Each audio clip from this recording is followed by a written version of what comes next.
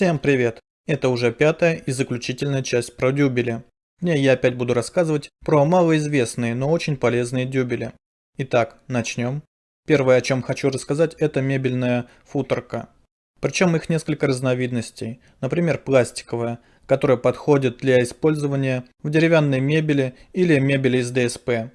С виду это короткий, но широкий дюбель, внутри которого нарезана резьба, как на гайке, под обычный винт.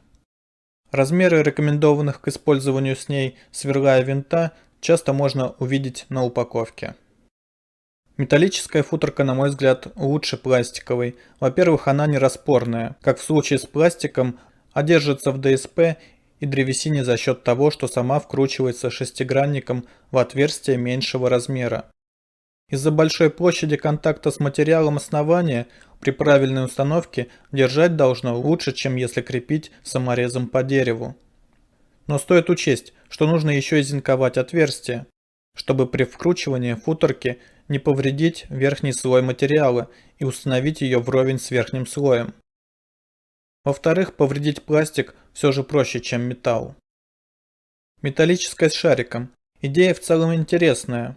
При вкручивании винта в футорку он толкает установленный в нее металлический шарик, и тот разжимает губки хвоста дюбеля.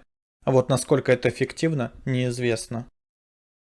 Есть еще одна модель металлического дюбеля, который подходит как для использования в древесных материалах, так и для камня, что и можно назвать его главной особенностью. При использовании с твердым материалом отверстие сверлится того же диаметра, что и диаметр дюбеля. В ином случае берется фреза диаметром на полмиллиметра меньше, так как распорные дюбели в мягких материалах будут проворачиваться, если сделать отверстие, равное им по диаметру. В тот же список можно добавить крыльчатую гайку, потому что она тоже используется в мебельном производстве и тоже с метрической резьбой. Тут все просто, сверлится отверстие четко под размер втулки гайки, затем она забивается в основание и держится за счет этих шипов. После вкручивается винт или болт. Также можно упомянуть специальные пластиковые дюбели, которые идут в комплекте с мебельными петлями-лягушками. И у них свой специальный распорный винт.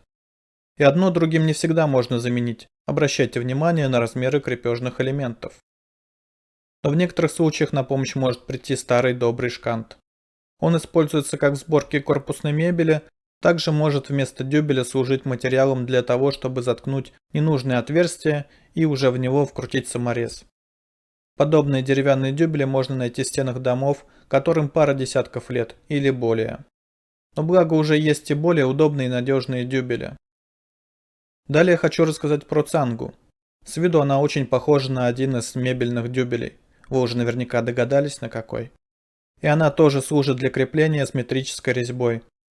Это болты и резьбовые шпильки. Еще ее называют анкером. И существует как минимум две разновидности.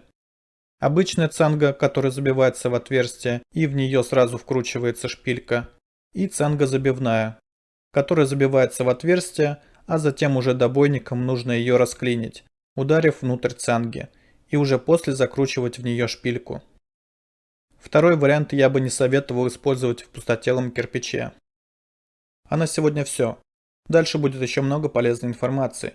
Если ролик понравился, поддержите подпиской и лайком. И не стесняйтесь писать в комментарии. Пока-пока.